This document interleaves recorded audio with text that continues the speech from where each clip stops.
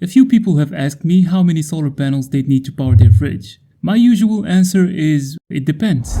And for the next couple of minutes, I do my best to explain it quickly. But now, I've got about 15 minutes to do it, so we can really break it down properly. First, we'll look at your fridge's electricity usage. And even if that's the only thing you plan to power, you will see why it's not the only thing using energy. Next, I'll explain the 3 other factors that determine your battery bank size, and show you exactly how to calculate it. And finally, we'll go through the simple formula that tells you how many solar panels you will need to keep that fridge running. Let's jump right in. The first step to calculate how many solar panels you need to run your fridge is to determine the amount of energy the fridge consumes every day. Now, usually with any typical appliance, like a light bulb for example, the way you determine the energy usage is you look at the power rating or wattage and just multiply that by the number of hours and you get the energy consumption over that period of time. So if we were to do that with a fridge, we just look at the wattage of the fridge and multiply that by 24 hours, since it stays on 24 hours a day, right? Here's the problem. Refrigerators don't actually run 24 hours a day. So if you look at the power usage of a fridge, it would look something like this. On, off, and so forth. So the question is, how much of the 24 hours a day is the fridge really using power? Well, that depends on a few factors. Primarily the room temperature and the temperature level you set your fridge to, but also the efficiency of the fridge, the frequency of door openings, how full the fridge is, etc. Even if one of those factors varies, the energy consumption will vary significantly with it. For example, on one of my videos, one of my viewers told me that they had a 60-year-old fridge that consumed half the amount of energy as my 5-year-old fridge. With appliances becoming significantly more efficient over the years, I found that to be unbelievable. But then the viewer revealed that the temperature is minus 14 degrees Celsius or about 7 degrees Fahrenheit where they lived, and the fridge is placed in an uninsulated corner in the basement. So the point I'm making here is that unlike most appliances, there is no direct formula that you can use and get an accurate estimate. Then how do you determine the energy usage of your fridge? Well, there are 2 very easy ways to go about this. The most accurate way is to use an energy metering device. These devices go from 10 to 30 bucks on Amazon and will measure the exact energy consumption of your fridge over whatever period you like. All you have to do is plug in the device, plug your fridge into it, and wait for a day. For example, I did this with my own fridge, and after exactly 24 hours, I found out that it had consumed around 2.4 kilowatt hours. To provide some perspective, this is a medium-sized fridge at about 7 cubic feet, and the room temperature was around 33 degrees Celsius or about 91 degrees Fahrenheit. And frankly, it's not the most efficient fridge either. Now, if you do use one of these devices like I did, just make sure you do it in the month where you expect the fridge to consume the highest amount of energy, because you will need the solar system to be able to handle the worst case scenario. But what if you want to determine the energy usage now? Well, in that case, a good rule of thumb is to assume 8 to 12 hours of actual runtime per day. With that assumption, you would be able to get a healthy estimate using this formula. If you don't directly find the wattage, you can simply multiply the voltage by the amperage of the fridge to get the watts. On a side note, this calculation ignores the power factor, but for the sake of simplicity, let's just not complicate things and let's just leave it at that.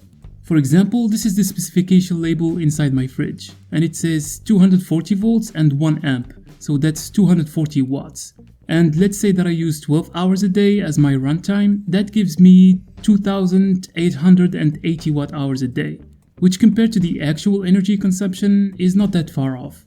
Now, whether you measure or estimate it, you will have the first piece of information you need to size the system, which is the amount of energy that your batteries have to store, and that your solar panels have to generate on a daily basis. But actually, that's not all of it, because here's what a lot of people overlook. In order to get the power generated by the solar panels and stored in the batteries into the fridge, it will need to be converted by an inverter from DC power into AC power that your fridge can use.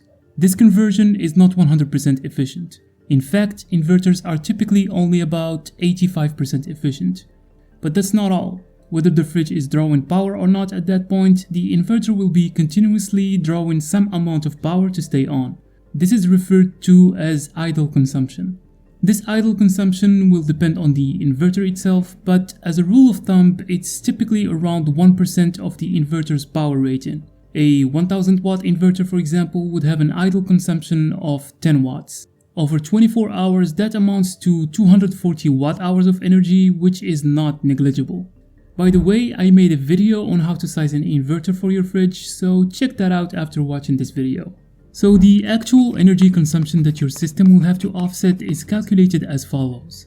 Let's say, for example, that you have a fridge that consumes 1 kilowatt hour per day and an inverter with an idle consumption of 10 watts. When we plug in these numbers, your actual daily energy consumption will be around 1.41 kilowatt hours. We'll be using this figure for the rest of the examples in this video. Now that we have that covered, let's go to the more interesting part and talk about the actual size of the system that you need, starting with the battery bank. Every off-grid solar system needs a battery bank that can store the energy produced by the solar panels and make it available at all times, especially at night when there is no input from solar. So basically, the battery bank needs to be big enough to store your daily energy needs. However, there are three more factors that should be taken into consideration. One is subsystem efficiency. This is the percentage of the energy supplied to the battery that actually makes it to the refrigerator. We've already covered a part of that, which is the efficiency of the inverter, and already included it in the energy consumption. What we didn't cover though is the viral losses and the efficiency of the batteries themselves, i.e. round-trip efficiency. I've explained round-trip efficiency in detail in my video on battery capacity, so feel free to check that out. And soon I'll be making a dedicated video on viral losses and sizing, etc. But for this video, to keep things as simple as possible, here's a good rule of thumb. If you plan to use lithium batteries, the subsystem efficiency will be around 90%. If you will be using lead-acid batteries, the efficiency will be more like 80%. This efficiency will be factored in when calculating the size of the battery bank, but also when calculating the size of the solar array. But I'll get to that in a second. 2 is depth of discharge, or DOD. I've also covered this in detail in my battery capacity video, but here's the gist of it. For lead-acid batteries, the recommended depth of discharge for an optimal lifespan is only 50%. Therefore, whatever the capacity rating of the battery is, you can only use half of that. If you're using lithium batteries, on the other hand, you can fully discharge them every time and they would still last for a very long time. But if you want to further optimize lifespan, the optimal depth of discharge for lithium batteries is 80%. 3 is days of autonomy. What we've covered so far only ensures that the battery can cover your energy usage for 1 day. But then what about those multi-day periods of minimal sunlight? Well, if you plan on adding a generator to your system or already own one and plan to use it if needed, that's your solution right there. If not, then you will need to have additional battery backup that covers those bad production days. To do this, we use this multiplier we call days of autonomy in our calculations. Typically, it is recommended to have 3 to 5 days of autonomy.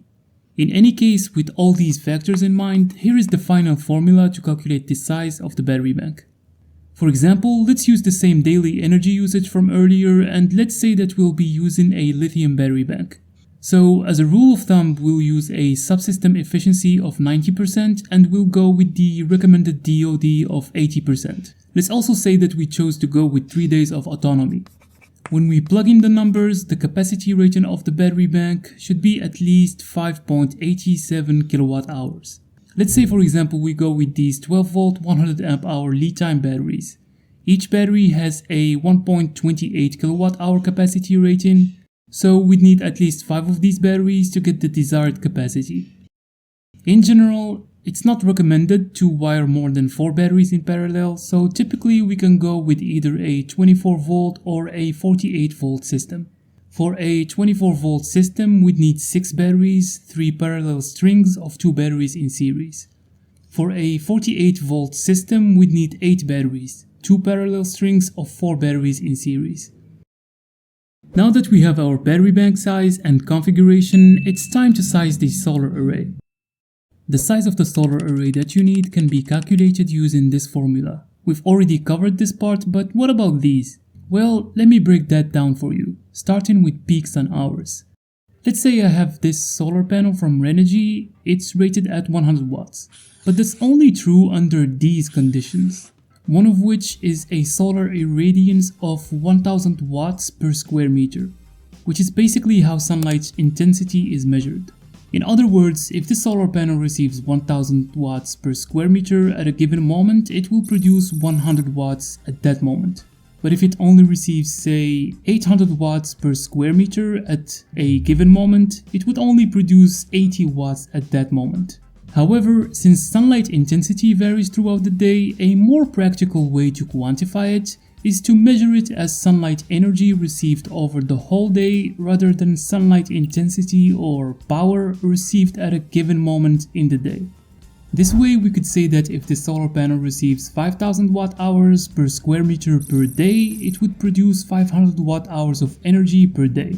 If it only receives 3000 watt hours per square meter per day, it would only produce 300 watt hours per day. And that's exactly what peaks and hours represent. 1 peaks an hour is 1000 watt hours per square meter, or 1 kilowatt hour per square meter. So by simply multiplying the peaks an hour per day in your location by the wattage rating of a solar panel or array, we can estimate how much energy that array can produce per day in that location. Conversely, if we know how much energy we need a solar array to produce and we know the peaks and hours for that location, we can work backwards to calculate the required wattage of the array. For example, if we need to produce 1 kilowatt hour per day in a location that receives 5 peaks and hours per day, we would need 200 watts of solar. But obviously, not every system gets 5 peaks and hours a day. So how many peaks and hours do you get in your location? Well, I created a tool specifically for this and left a link to it in the description below. All you have to do is enter your location, the angle at which your panels will be tilted, and the azimuth angle. For example, I entered an address in Austin, Texas. I put 30 degrees as the tilt angle and 180 degrees as the azimuth angle. The tool then provided the yearly average daily peaks and hours and the monthly averages for each month. Now, even though the worst case scenario in terms of energy consumption will be in the summer, the worst case scenario in terms of energy production is in the winter. So common practice is to use the worst case peaks and hours, which in this case is the peaks and hours in December. So far, with what we've just discussed, you could calculate the size of the array that would offset the amount of energy your refrigerator needs. But even so, that energy needs to go through a whole system before it even gets to the fridge. Therefore, we still need to consider the system efficiency. This includes the subsystem efficiency I explained earlier, plus the wire losses here, and the efficiency of the charge controller. Now again, to keep this as simple as possible, here is the rule of thumb. If you're using a lithium battery bank, the system efficiency will be around 80%. If you're using a lead acid battery bank, the system efficiency will be about 70%. But this assumes you're using an MPPT charge controller. If you're using a PWM, it's more like 65% for a lithium system and 55% for a lead acid system. By the way, I recently made a step-by-step video on how to size MPPT and PWM charge controllers. I highly recommend watching that. Finally, the last thing to take into account is those multi-day periods of cloudy weather that we've discussed in the battery section. This 1.2 factor here will ensure that after your batteries have gone through these periods, there is some extra power from the panels to slowly recover the battery's state of charge, while still meeting the daily energy needs. If you intend to use a backup generator for this purpose, you don't need to include this factor in your calculations. Following our example, our daily energy usage is 1.41 kilowatt hours. We're using lithium batteries and we'll assume an MPPT charge controller, so our system efficiency is around 80%, and our December daily peaks and hours is 4.1. When we plug in these numbers, our solar array needs to be at least 515 watts of rated power. That's it for this video. If you found it helpful, hit the like button and subscribe so you can get notified when I post more videos like this. If you have any questions, leave them in the comment section and I'd be happy to answer them for you. Thank you guys for watching and I'll see you in the next one.